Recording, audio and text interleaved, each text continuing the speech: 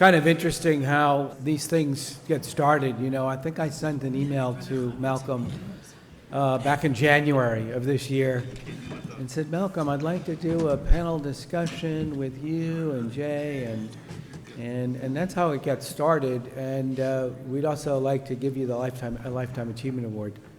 And it's not a retirement. I had to make that very clear. We're not claiming you're retiring, because obviously he's not retiring anytime soon. But, you know, it's like it started that way, and him being from San Diego and us being in San Diego, last time we were here was 7 years ago, and we just felt like it was the right moment in time to have that kind of discussion with Malcolm and to honor him tonight for the Lifetime Achievement Award. So with that, I'm going to turn this over. We're first going to hear from the team from ROCHE, and they'll introduce themselves, and then we're going to hear from the team at Johns Hopkins University. After that, I'm going to get up and say a few words, and then the judges will come up who are here, the three of them, talk about their judging experience, and then we'll announce who the high honors recipient is and who the ultimate winner is of the 2024 Lifetime Achievement Lab of the Year. Okay, with that, I will turn it over to my fast friends over there, who we saw them at the Stanford University Lab Tour. Guillaume, take it away. Thank you very much, Dave. Good morning, everybody. I'm Guillaume Adam from ROCHE Basel. I was the UTL, so from the dark side. I'm one of these weird scientists who don't plug in their millipore, right? And I have the great honor, thank you Dave for inviting us to be one of the presenters for the finalist project, and also have a great honor to present our fantastic project management team, which is with me on stage here. Marcus, our project director, Paul, our lead architect from Herzog de Meuron, and Daria Tonelli, the lab planner. So in the next 18 or so minutes, I will try to present to you why we think this is the best lab that was ever built. Lastly, because it has a lot of user input, right? The people who really work there, right? And if I may start with sort of the managerial summary. Yeah, this is more for reading, to give you a little bit of the size, and I will go into much more detail of the buildings later. But I think what is important to say, everything that you see is a real picture. There's no photoshopping, there's no rendering. Everything you see where there are persons in, these are real pictures, because we moved into the building just now. We're still not finished. End of November we will be finished. And yeah, so everything is real. You see, it's quite a big project. It's 4 buildings. The 2 tall buildings with the vertical facade are the lab buildings, and one of them is 114 meters high. We are not aware of any lab building that is higher, so we have labs on 100 meter, 22nd floor, biology labs, and the 2 smaller buildings, you see the 2, one with a horizontal facade, one is an office building, and one is a conference center with an auditorium and big meeting rooms and the like, something scientists need to exchange. So what did you want to achieve with these buildings? Basel infrastructure, our lab buildings were built in the 60s and 70s with the Valium money. You remember Valium, Librium? So much money was pouring into ROCHE, and they used it to build quite modern lab buildings at that time. But these labs buildings have now run their course, right? They are 60 years old, and they're just not good anymore for the new technologies. They take a hell of a lot of time to change. We are very dispersed on the campus, and all that we wanted to solve with a new building. And our objectives that we have is to build this building, and yes, we would have liked to spread it out on the flat surface, but I show you later the Basel campus. It was not quite possible. And I think the most important thing here to read on this slide is, I was on the project from day one on, and I went to our head of research at that time, John Reed, actually, who was the boss of the Burnham Sun Institute. He was the director of that, and he got hired into ROCHE. And I came to him and said, John, what should we build for you? Right? And he said, Geo, I don't know. I don't know how we do research in 20 years, in 30 years. Build something that is flexible, where we can adapt, right? I don't think for robotics, but that we can adapt for scientists, whatever we're gonna do. So design the unknown, right? Something that can be changed. That was the most important thing. We are in the middle of the city in Basel. Those of you who have been to Basel and know our campus, right? The city has grown around us. We have no space whatsoever. And the big task for the architects of Herzog Dömerow was, how can we build this amount of space into this existing campus? There was one large office building that we could take down, and the plot was about 130 times 60 meters. And this is where it had to happen. There was no other space in Basel to build that. And we wanted to keep research in Basel. That was very important, right? We have a family who owns the company, and they wanted to have the research in Basel. And that's what the task was. You see the very dense, I mean, this is basically the borders of the campus that we have. And here, these 4 buildings are the one that we talk about.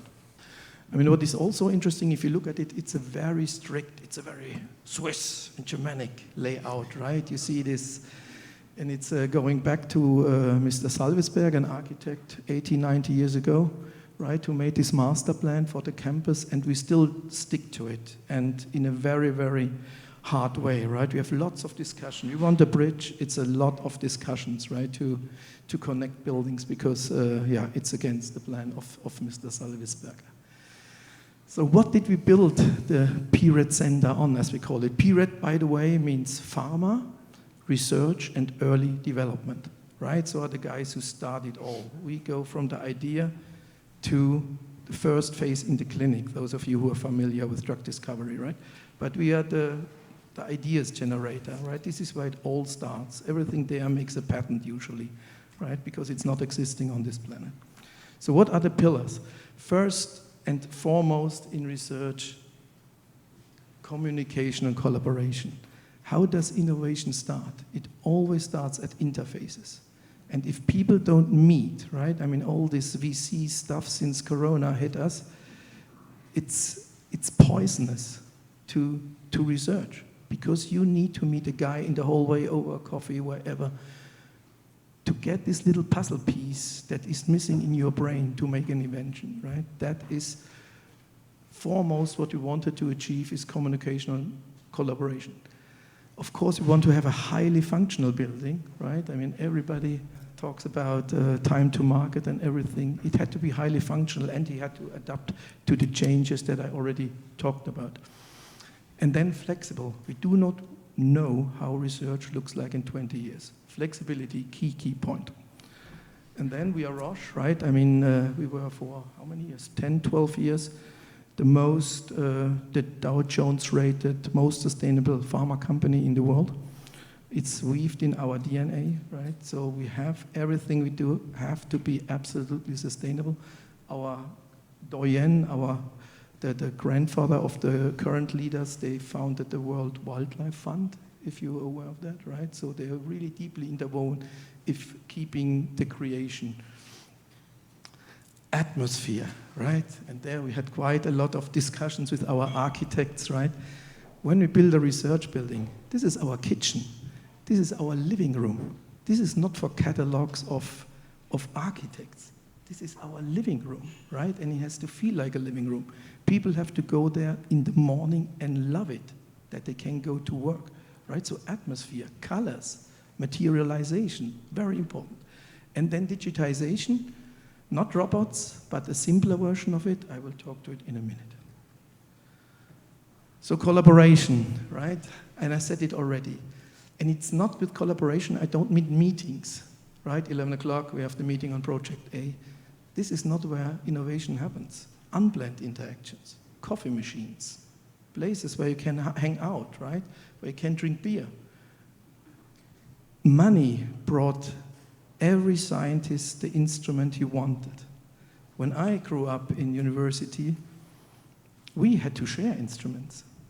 And over the measuring of a result, you went into discussion with the guy next in line, or the lady, right? And there you got your missing puzzle piece, right? So that has gone. So we have to go back to sharing, take away some space from the scientists, by the way, right? And then what we introduce now, and I think that is not often done in the world at the moment, we mix scientific disciplines. So we don't create pure biology buildings, pure chemistry buildings, pure pathology buildings. We, and I showed that in the neighborhood, we mix disciplines because this is how a project runs in discovery. You need chemists, biologists, pathologists, physicists, MDs, and you have to bring them all together. So how did we thought about bringing this?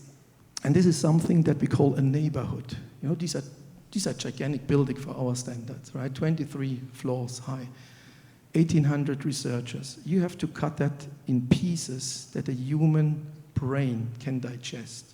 And we thought this is something like 150, 160 people, right? So every 3 floors we have connected with a spiral staircase, which is open, no doors to go through.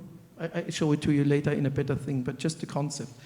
And these 3 floors, they harbor different disciplines in science. 1 floor up, 1 floor down. And on the middle floor, you have the water hall. You have the coffee machines, you have the water, right? If you would have still traditional mail, this is where you get your mail. And to force, and this is a bad word, I know, to force people to go there, because this is where they meet their people which they didn't plan to meet, right? So the whole buildings are cut into these 3-floor neighborhoods, what we call it, and the middle, that little sign, that is our marketplace, as we call it, where people connect. And you see, everything is very transparent, right? We use glass balustrade, so if you stand on the upper floor of the 3, you can see who's walking down there. If it's your favorite biologist, you can shout at him, "Have you done my testing?"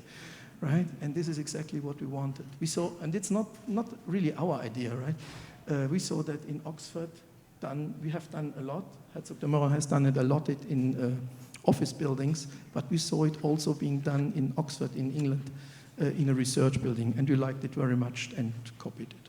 And not only in the neighborhoods, the collaboration, you see, this is the bird's view down on the 4 buildings. For example, we put spaces in cafeterias, which are so beautiful, you never want to leave them, right? So this is, again, attracting the people to places where they can hang out with. We have only 1 entrance into the building, so the chance that people bump into each other in the morning, it's on purpose, right? People can bump into each other in the unplanned in the morning, and they go down to this, what we call the avenue. This is a connector on ground floor, which connects all the buildings. And here we have made, I have pictures later, we have made a lot of opportunities to sit down, right? To plug in your laptop, to work, to meet somebody, right? So this collaboration. And then on the large scale, we have connected that to an outdoor space, which we call the Science Square. And what is not shown, which has become the biggest attractor, we have a sports bar there with beer and everything. And this is very busy from morning to night. Even Friday afternoon, you go there, late afternoon, you see the scientists hanging out there, right? And yes, they discuss football, not baseball. They discuss football in Switzerland, but they also discuss science, right? And this is what we wanted to achieve. Functionality, right? We look down at the floor plate of building 6 and 7, where the labs is. And first of all, what we could achieve with our architects is they moved the risers to one side of the floor plate. We didn't want to have them in the middle. This is separating our scientists, right? So the risers were moved to one side of the building, and that created more than 1,000 square meters of playing space for us. And this playing space we could divide with a hygiene wall. We call it the hygiene wall. And this separates the lab world from the office world. And this hygiene wall, right, talking flexibility, this hygiene wall can be in 4 different positions. And everything is pre-installed in the ceiling, right? So in 30 days, We have not done it. In 30 days, we can change that. Time is of essence, right? Because we cannot bring our scientists elsewhere, right? So we have to be able to change that in 30 days and then bring up the 40 scientists who work on that floor. Within the lab, you have a 3 meter 40, so 11 foot time 11 foot grid. And on each of these places, you can put a lab wall. And the time to create a laboratory is 10 days. And then you have everything. You have all your media you need, you have your benches, you have your walls, BSL1, BSL2, doesn't matter, 10 days. We filmed it, we built a mock-up, and we filmed it, right? So this is, again, to be very, very fast and to adapt whatever comes. On the other side, you see the office world, and here, we heard that before, right? Of course, nobody sits in the lab anymore in Switzerland. You have to have the people outside. So the people who work in the lab have an assigned space here, and the middle management, the office dwellers, they have a non-assigned space, so hoteling. We have not a single office in the whole buildings, 1,800 people. Also, the head of research sits in open space. And I think you get an image of the transparency of this axis of light, right? So there's all glass facade, and you can really look the whole way through from the offices to the labs. And this is very important because if, we have apparently 16, 17-year-old people who learn science in there. If somebody makes a mess, you want to see that immediately. You want to help him, right? If the benches would be the other way, you wouldn't see it. But if you want, this is designed in a way we can put the benches this way or this way, right? So it doesn't matter. It is symmetrical in that sense. Functionality, not only on the floor, but all the industry you see here, you would like that. We had the chance to turn every stone in that project. We had the time, we had the money, so we developed with a couple of companies from Germany and Switzerland.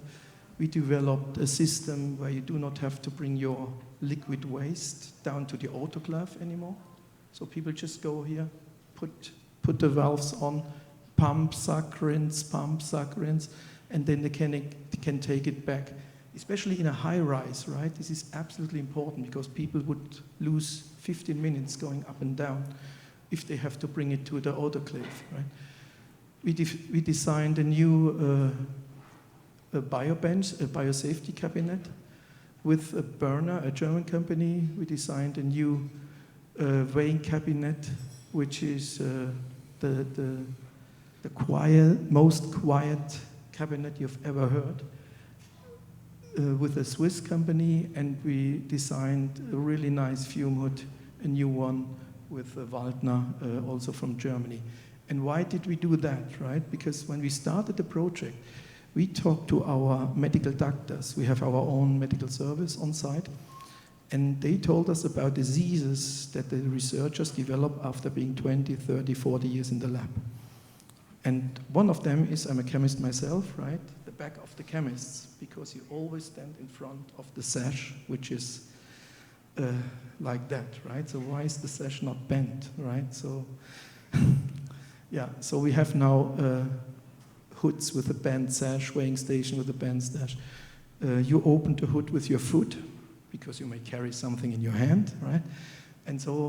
And we digitized it, because what will happen is the digitization of the lab, and that will happen in the next 5 to 10 years. I will show you some example later.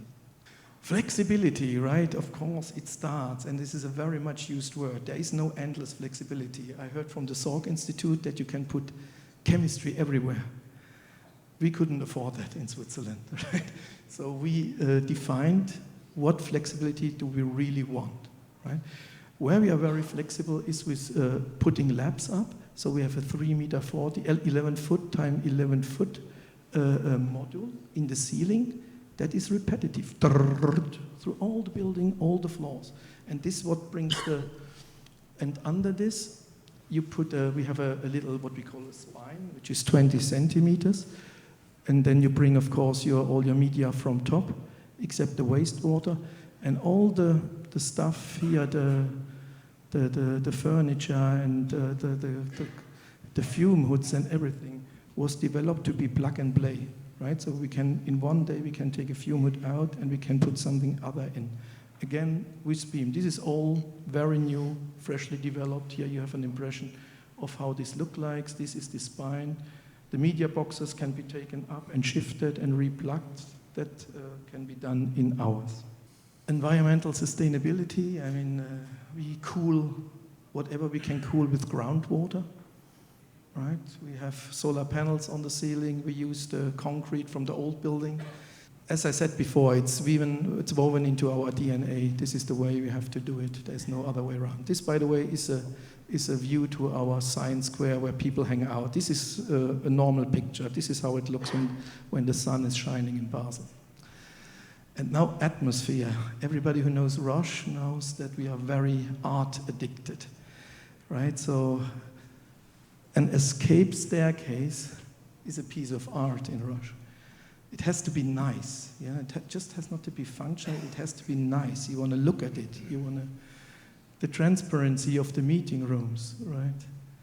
The labs, the cleanness, the transparency, the shining labs, all that is atmosphere.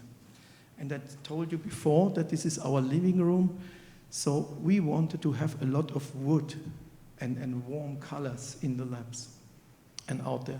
So wherever you go, you have solid wood, you have plants. In the labs, no plants, but we have solid wood. We developed a coating for Biosafety Lab 2, so you can coat the wood, that if you spill something, you can clean it. But we had time, right? And we had money. And so you can see even in the lab, right? We have this wooden stuff all along the hallways. In the labs to the back, we have it on the course. And it's a real warm. Whenever you make it to Basel, come. It's beautiful. It is a living room. The labs have become a living room. And maybe the last part before I stop, I hope my time is still okay. Yeah, I can talk for 2 hours, believe me. It's the digitization of the lab, right? And digitization is really, and we heard it, the big lab floors, and people no longer sit with their instrument, they sit outside. You have to connect the scientists to their fume hoods, to their instruments, to whatever. And everybody's talking about it, but there's almost nothing on the market that works. Right? So we started a project on our own 3 years ago, and we have now the digitization in for planning and execution. You plan your experiments out in the office space, and you go into the lab space. You have a little band on your hand. You go to your computer. It goes bloop, right? No matter whether it's in the fume hood, in the biobench, it goes bloop. There is your lab journal. You see your experiment. You can execute on your experiments. You can track your data directly everywhere where you go, right? Then the whole trafficking of samples and reagents. We made an interview with our medicinal chemists, and they said they lose 30% by finding their reagent for the next experiment, 30% of their time, right? So if you can cut that in half, and we have put a system now in with RFIDs, whatever, in the tables, in the closets, where they can immediately see where the reagents are. And then the whole instrument fleet, right? I mean, the building is one thing, but there is hundreds of millions of instruments in these rooms, right? So how do you take care of them? How do you track the maintenance, whatever? Also, that needs a system, and we struggle to find something on the market. So with that, I'm finished. I hope I'm not too late. I would like to thank everybody involved with this project. It takes a village, right? It takes hundreds of people to bring something like that alive. We are very grateful. We moved in May. People love it. Yeah, people love it. This grin on their face when they enter the building in the morning. And I thank the project team who made this happen. Without them, no way. And I thank you for your kind attention. Thank you.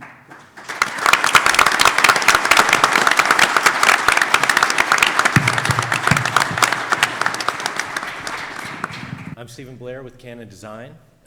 I'm the director of the Science and Technology practice nationally for Canon Design, reside in Washington, D.C.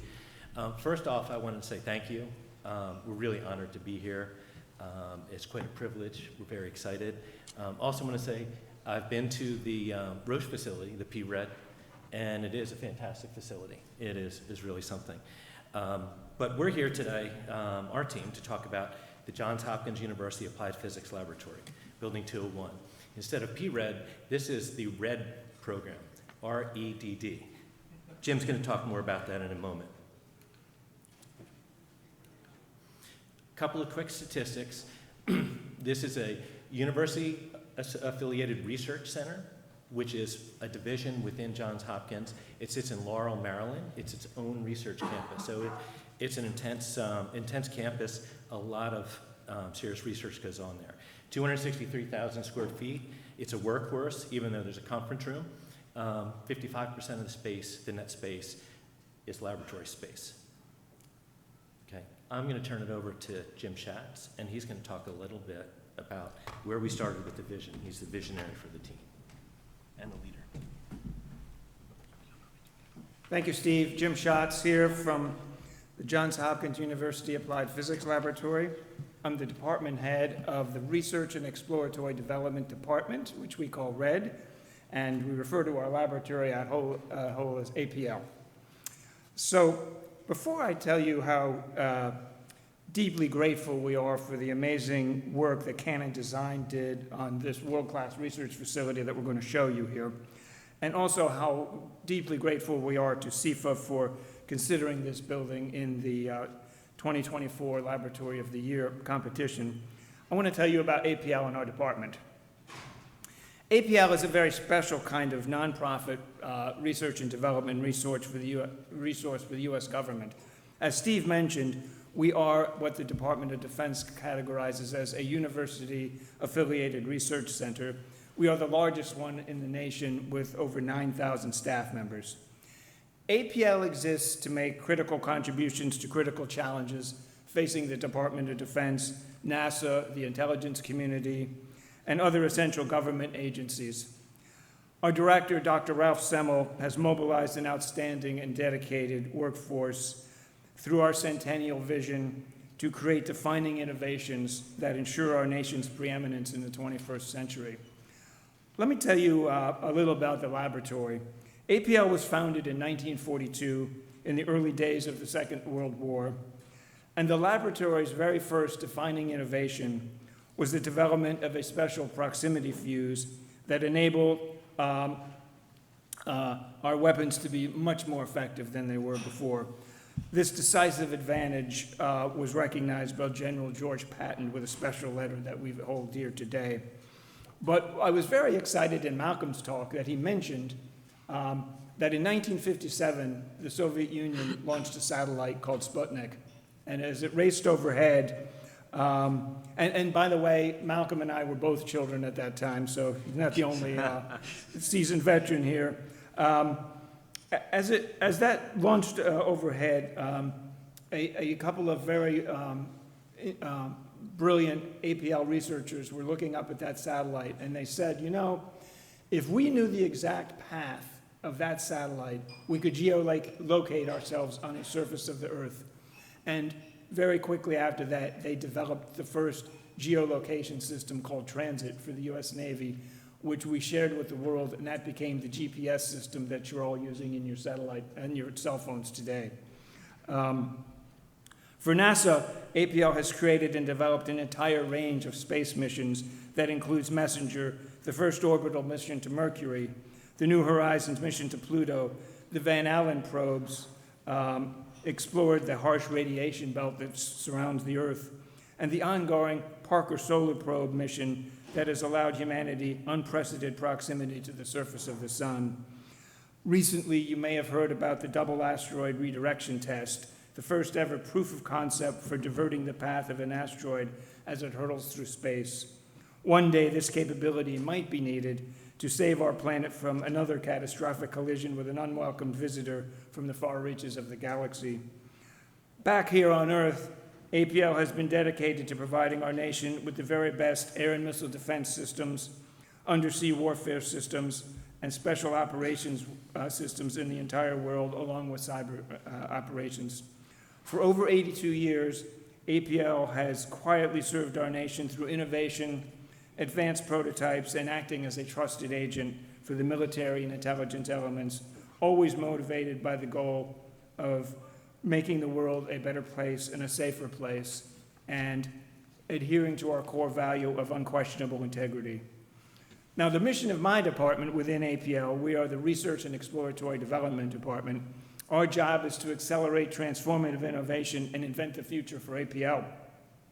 Our department consists of 700 highly capable individuals whose job is to chart a course for the laboratory for the next 10 or 20 years into the future. Our scientists and engineers and fabrication experts encompass every area of modern science and technology, including physics, chemistry, biology, biomechanics, material science, neuroscience, robotics, artificial intelligence, electrical and mechanical design, and electrical and mechanical fabrication. In recent years, we've been deeply involved with quantum physics in the quest to realize a quantum computer. That mission to the sun that I mentioned a minute ago, the Parker Solar Probe, that was enabled by an amazing heat shield that our material scientists made. The sun is 97 million miles from the Earth, but the Parker Solar Probe will be 4.3 million miles from the surface of the sun. But Parker Solar Probe, by the way, is the fastest object ever created by humanity. The biologists of our department are taking DNA sequences out of the laboratories and into every corner of the globe through a pioneering initiative that we call Operationalizing Genomics. 2 years ago, when a child in Cambodia died of an avian influenza, our collaborators at the Institute for Pasteur in Cambodia were able to sequence that samples from that child within hours and get the data out to the entire world and shut down a potential pandemic. Our design and fabrication teams are hard at work right now on Dragonfly, a mission to Titan, a moon of Saturn. Dragonfly is a unique quadcopter that will fly through the dense atmosphere of Titan, sampling and measuring the composition of surface materials and looking for the origins of life in the solar system and beyond. Titan is filled with organic compounds, the building blocks of life, and the mission is to learn about this amazing moon, and it presents an amazing array of engineering and science challenges. Now, to talk about our building and to really appreciate it in the context of what I'm telling you here, the cultural anthropologist James Bradley defines culture this way. He says, culture is the acquired knowledge that people use to interpret experience and generate behavior. And the culture that makes our whole department work is really encapsulated in a very special motto that we use every day. And that motto is, none of us is as smart as all of us. And accordingly, through our deep commitment to cross-disciplinary collaboration, and you heard about this in the previous talk, how important that is. So our physicists are pioneering with our neuroscientists on a quest to realize a practical, non-invasive brain-computer interface device. Our mechanical design team is creating a micro-milled laboratory the size of a credit card. And I know for those of you who design laboratories, this is bad news, but the whole point of this laboratory is all those folks you see with pipettes in a laboratory, it's all on a chip the size of a credit card now, so that a wild sample from a wet lab in the Far East can be put in one end of that. It filters through all the chemicals and goes into an Oxford nanopore gene sequencer, and we get the data out in hours. And as I like to say, send us the data, keep the sample. But that's where we're headed with that. And that's the kind of cross-disciplinary collaboration here that we have when our biologists are working right next to our mechanical design team. We have our material scientists working on a filter to filter out PFAS, a very dangerous forever chemical, with our climate folks. But perhaps the most exciting demonstration of this cross-disciplinary collaboration for us right now is that we are using artificial intelligence to rapidly accelerate discovery in every area of science. And so 2 years ago, we showed how material science and AI can come together to discover a new superconducting material. And it's just one of many, many examples where the whole is much greater than the sum of the parts. So a few years ago, we got this opportunity to work with Canon Design on a new world-class research facility, and we couldn't have been more excited. Crystal and Chris are right here with me, along with Rob Benson, the design architect. And Rob led a multi-week design charrette And we sat down and we talked about this culture that we've created for our department and the culture we wanted for the future. And then how key to it was that we needed to have this cross-disciplinary collaboration. And Canon and Rob, they listened to us and understood our mission. They understood how we work and what we wanted. And I remember the first thing I said was, I want you to be able to walk into the atrium of this building, look up and see the sky. And we wanted glass everywhere. We wanted that horizontal layout that you all are so familiar with. And we wanted everybody to be able to see each other and work together every day. And what an amazing partnership that was. We really produced a building where we could do pioneering research with mission intent at a whole new scale. We had a dream of a building where laboratories had windows instead of being enclosed rooms like every place else at the laboratory, where you could look out the window and see a landscape going down south across all of Maryland. So beautiful. We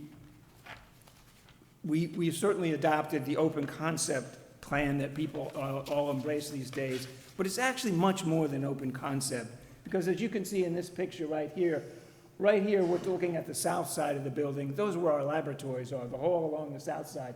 But when you just go across that little catwalk, you're in the north side where all the open offices are. So people are literally 10 steps away from their laboratory.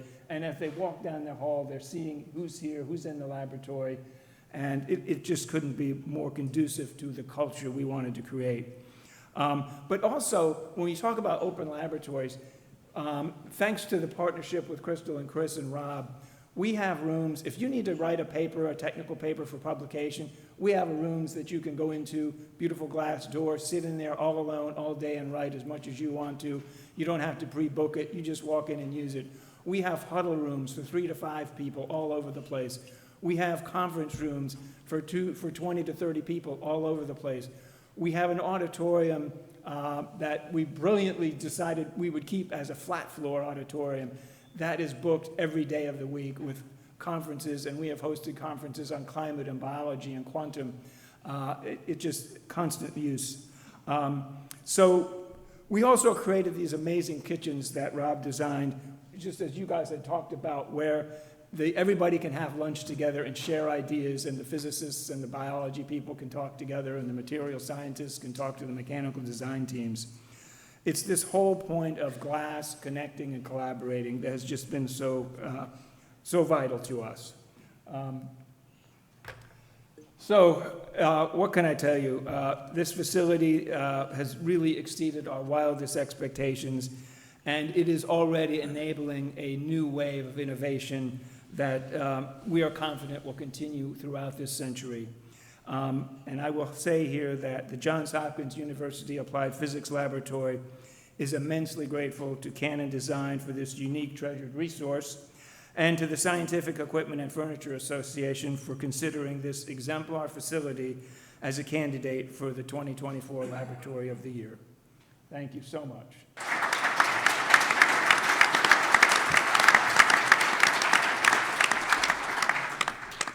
My name is Rego Leftwich. I'm a laboratory planner with Canon Design. So nerd alert, we'll get to some of the specifics of the project. I'll try to move quick through them. But as you can see, some of the video is much more telling than some of the still slides in terms of how the space is used and how the building changes over between night and day. But as Jim mentioned, the big idea of the building is really getting all these different disciplines together and innovating and collaborating and moving science forward in a way that hasn't been done before. And when we design spaces, we look at the left brain and the right brain. And so you have your lab-based experimentalists, you have your office-based scientists, and they require different types of spaces. And so we look at how we might put these space together because of the infrastructure, the structure, all the different components of it. And as you've already seen, we looked at different ways to wrap these types of spaces around the concept of collaboration to really just facilitate this interaction. We moved forward with the hybrid option here, where we've just looked at a cross-section through the building and all these different departments and groups that Jim said. And as you can see, the key was really to get this focus right there in the center of the building. And as we talk about fostering and enabling collaboration in science facilities, we're really talking about social engineering and creating these magnet spaces where we can bring people together. And obviously in this, science runs on coffee, and so you have this monumental stair with these horizontal and vertical connections, and at these key points we have these areas for the different researchers to get together, and obviously the transparency, visibility, and openness of this atrium allows you to stand in the building and point to your lab and say, oh, I'm working on this, it's over here, or oh, I'm working up there, and you can really start to have conversations. No one's in a corner, so you always know really what's going on in the building, and you're able to really talk and innovate about the science. And obviously, you don't know, no one knows where science is going, and so this idea of designing for flexibility, you know, we design for people, processes, and equipment, and there is a lot of different equipment, a lot of different research groups in this building, and so as was mentioned before in the talk, the idea of creating a module, sticking with it, and so we developed a planning module in this building, which really hopefully will allow the APL to adapt to changes in science and restructure their organization as they need to respond to different changes in science. This is an example of a 5-module open lab at the facility, and so you can really see the concept here of having all the infrastructure in the ceiling that drops down, allowing us to create kind of an open ballroom with reconfigurable furniture, and then fixed services at the perimeter, such as the fume hoods and sinks. And I think just a shout out here, it was New England Lab was the installer. It's Mott casework and fume hoods, Durcon work surfaces, that's the solid core phenolic, and then Water Saver for the fixtures, Niederman for the snorkels. So a lot of quality industry components to this that really made for a successful lab. And Steve will talk more about the skunkworks idea of how the labs respond to the different science. Thank you. So, as Jim said, they work across all fields of science and all the programs at the Applied Physics Laboratory. There's more than 60 different unique laboratories in this building. And I'm going to go through all 60 of those in the next 5 minutes. David's looking at me. I'm not. You heard an awful lot about what they do. I do want to say, you know, they're the skunk works. So they are trying everything. They're looking at everything, working across all of the different programs. The building itself is a tool. So if you look in the pictures that you just saw, the ceilings are open. There are clouds in there for ceilings. But we encourage the scientists to go in there and change things, to develop things. You'll see in this image, that, you know, there's liquid nitrogen, there's a vacuum. They did all of this work after we moved in, and they continue to do that. It's between their engineers and their scientists. Ranges from, you know, human performance, chemistry, biology, quantum computing, laser optics, we've got neuroscience, we've got machine shop. I wanted to touch on just a couple of specific things. So as the building is a tool, this is the machine shop. There's also a mechanical systems laboratory. There's an electronic systems and electrical systems. So they are developing their own prototypes, whether it's something that may go on one of the missions or it's something that they want to use in the laboratory. They develop all of that right there. So they've got, you know, lathes and all sorts of electronic CNC machines. It's amazing, and I think that's something that is somewhat unique because it's really encouraging people to use the building to its utmost. The other space I wanted to touch on, which is also unique. So this is a very heavy-duty research facility, and down on the first floor, there's a STEM Discovery Center, which is an outreach to middle school and high school students, encouraging them to come into the sciences, into the engineering. So they're taught and mentored in laboratories, which you can see is visible. They can see everything through the atrium. It's right there. So the researchers are sharing and mentoring the students. They're encouraging them. They have an incredible program after school. It's outstanding. Real quickly, we'll touch on wellness and sustainability. The building features a host of things for wellness to keep people moving. Natural light, daylighting. Well, going back to this, you know, the stairs encourage you. You walk in, you go through the entrance, and you're drawn to the stairs.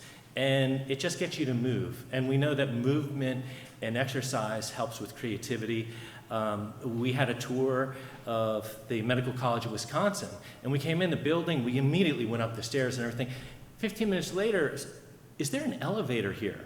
And it's like, yeah, it's right at the entrance. Like, I didn't even see it. I just wanted to go up those stairs.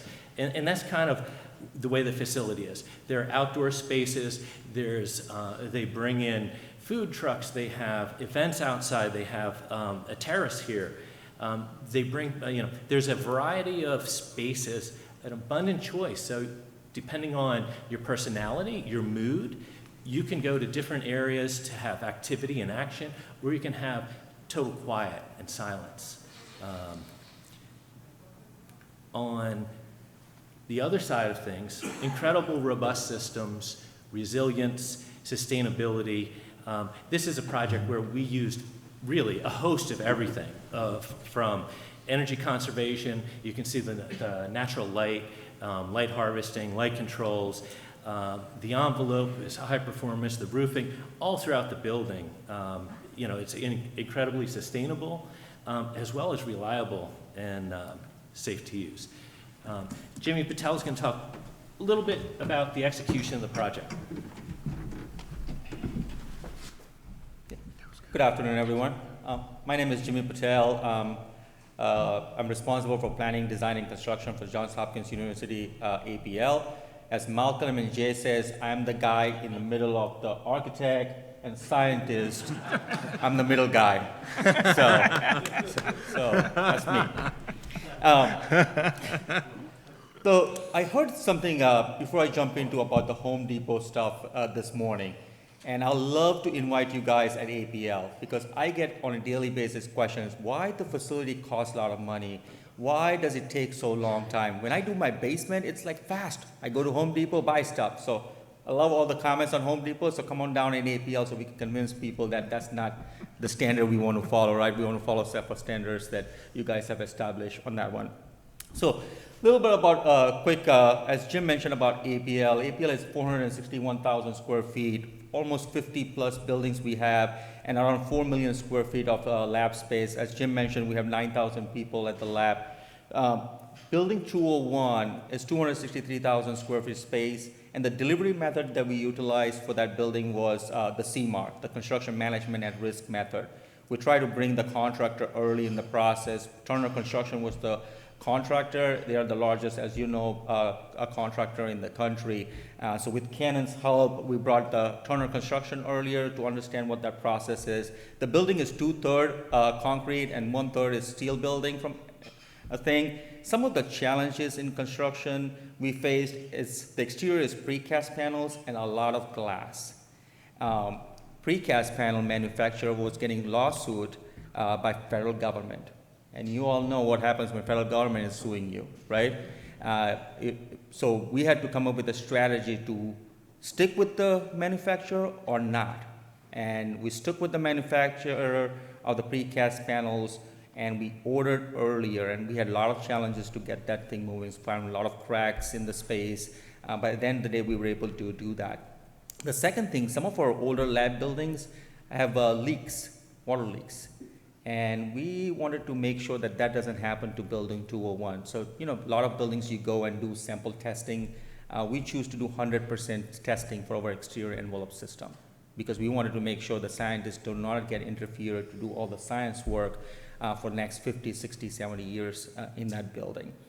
And then another challenge, small challenge, COVID-19 happened. Everybody knows what happened in March of 2020. The world shut down on us.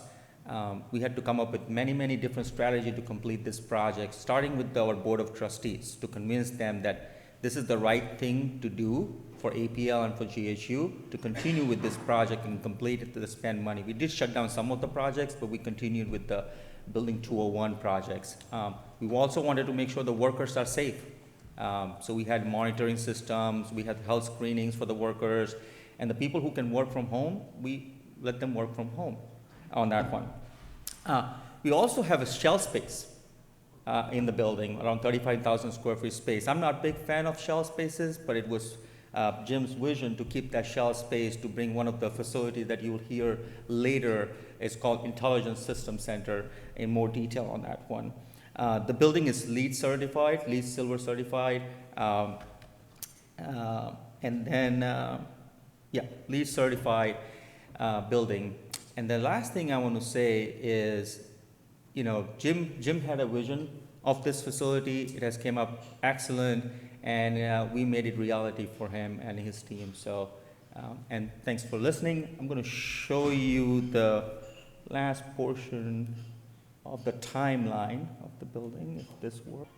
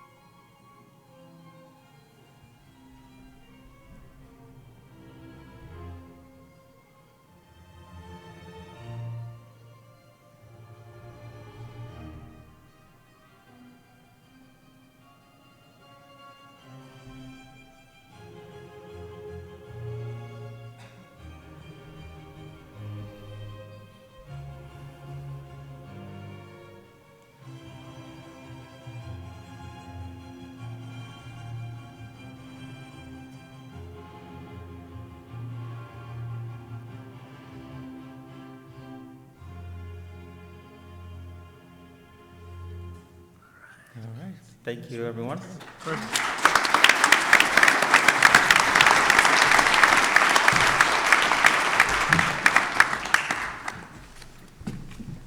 So the process we go through to pick the judges is we wait for the projects to come in. The deadline is usually August 1st. And by the way, the projects don't come in until August 1st, okay? Usually on August 29th, there are no projects that have been submitted.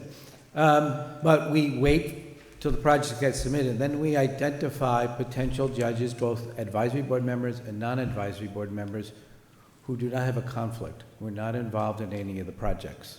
So we call this a conflict-free judging panel. And so we identified 6 judges this year from really all over the world. So we had, as our chief judge, and by the way, once you're a judge, you're always a judge. So these people can walk around with their Your Honor, the Honorable.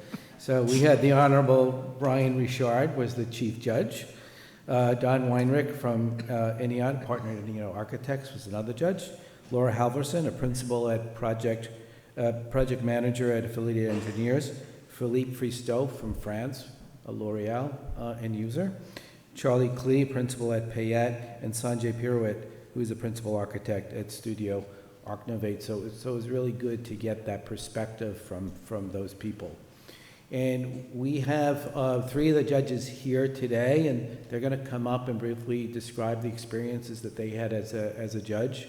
So Laura, Brian, and who else is here? Don, would you come up, please? And just a few other things. So there are 12 criteria that have been established to judge these projects. And the criteria are on the website for everyone to see. And then the judges get a score sheet when they have access to the projects that have been submitted online. And they then score each of those projects through those 12 criteria that have been established. So everybody, as I like to say, it's a completely transparent process. You know what the focus is going to be of the judges, because all that's online for you in the Lab of the Year section of our website. And then the focus for the judges are those 12 criteria. So it has worked out really well, I think, for the judges to be able to focus their attention. So we're going to let Don and Laura come up first, and then Chief Judge Brian Richard will say a few words, and then he'll open up the proverbial envelope and announce the winners. Laura, Don?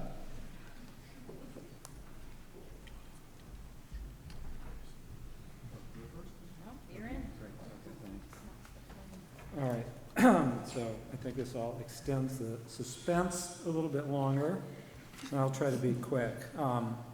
And I'm not going to talk about the actual judging process itself, but David asked me to talk a little bit about what it's like to be a judge. So just to kind of frame it, we were obviously focused on what does it mean to make a great laboratory, what's deserving of recognition, and what's the impact of the recognition going to be on this industry, which I think is significant because this is a very prestigious award, and I think it can actually bend the trends that go forward in the future. So that's kind of how I approached it, and trying to think about what does it mean to combine mostly objective, but also some subjective criteria to come up with something that could be applied across a very diverse set of submissions. So, there were elephants, there were ants, there were rocks. There's like every kind of critter you could imagine in these lab types. So what's universal? So things that I was not particularly interested in was who was the architect, where is it, who is the client, did they have a big budget or a small budget? That didn't really matter to me. What I was interested in, like, what's the result of the design process? Was it a good outcome? And did the team that did it, when I say team, that includes owner, architect, lab planner, builder, did they break the problem down to first principles and move forward from there to do something that, at least to me, resonated as innovation? So that's what it was like. I would have to compliment SEFA for a very well organized process. The amount of work that went on in advance before I got my assignment, I can only imagine how much time that took. The judges were all very, very serious in terms of the responsibility. There was laughter in the room, but it was all kind of serious laughter. Everybody did their homework, they came prepared, they were open-minded, there was great discussion, vigorous debate, a diverse field of submissions, as I said before, and I think in the end it kind of came down to splitting some hairs because our charge was to pick a winner. And I think that's really just the hallmark of a very solid process, and I was thrilled to be part of it. Hint, hint, I'd love to do it again. And that's what I've got. Laura. Thanks, Don. First, I want to take just the opportunity to thank David and Brian for reaching out. As engineers, that the advisory board historically has been much more architectural focused. But it was a great opportunity for really me to see all of these different wonderful things that are happening within the industry that go beyond the teams and the projects that I'm working on. And I don't know why you do what you do. When I started in this industry, it was because I was fascinated on how buildings came together. And it's really become, I'm fascinated by the research that's done within the buildings and what's happening and the social impact that's happening within those buildings. So as we looked at all of these different submissions, this industry can be difficult. It can be tense, and construction is hard. But the reason we do it is the outcome, and the reason we do it is the people. That's our broader community, but also the people that we work with. And so the ability to collaborate with a different group of peers, multiple architects in the room at one time who all valued what multiple architects submitted, was really just a great process and an enjoyable opportunity to sit through the judging process and see everything that's happening within our industry and how inspiring it is.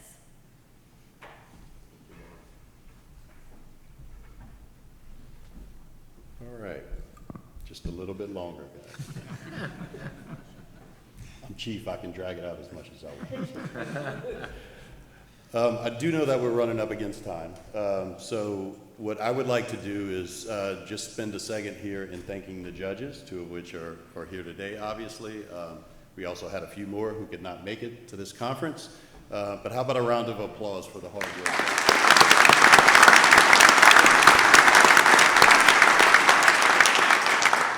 So I do want to emphasize a couple of things, that the judging criteria, there was very rigorous debate, as was stated. It was a very intelligent discussion. This was not just a bunch of egos sitting in a room talking about how we could execute each of the entrance lab designs better than they could. This was a combination of both a scientific, data-driven individual voting exercise and a consensus building discussion. So those two things paired with each other lead towards a really intelligent decision-making process that was important to get to where we are today with these two projects that are going to be recognized. So, without further ado, I have a magic envelope that was entrusted to me under very high security at a secret place which shall not be disclosed, that I managed not to lose today. And so, the 2024 SEFA Lab of the Year High Honors recognition for excellence in human-centered design will go to the Johns Hopkins University APL Lab, Building 201. Congratulations.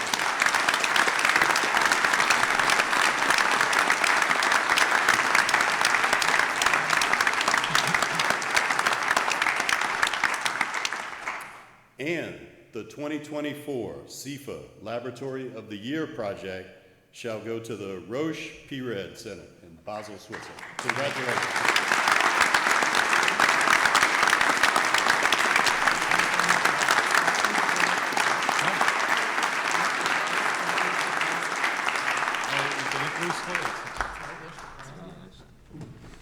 Congratulations, everyone. So what we're going to do is we're going to take some pictures, and we have, some people thought that was a corpse down there, but that was really the awards. It does look like a corpse.